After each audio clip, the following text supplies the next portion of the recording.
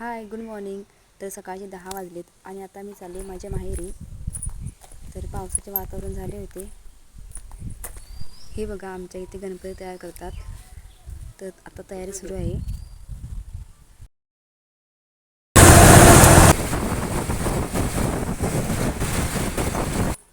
ही आमची स्कूटी आहे.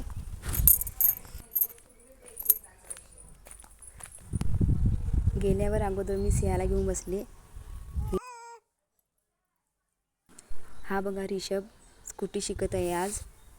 तर आज तो मुंबईला जाणार आहे संध्याकाळी. रिक्षा आली, आता चालली ती दोघं पण, तन्वी आणि रिषभ.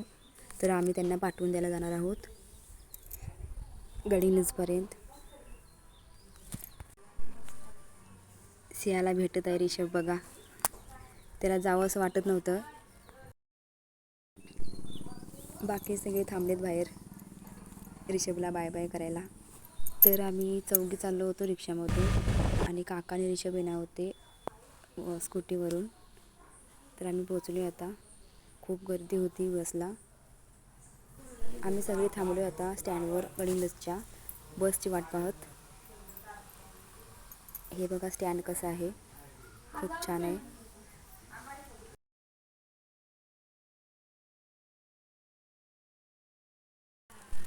तर बस आली आता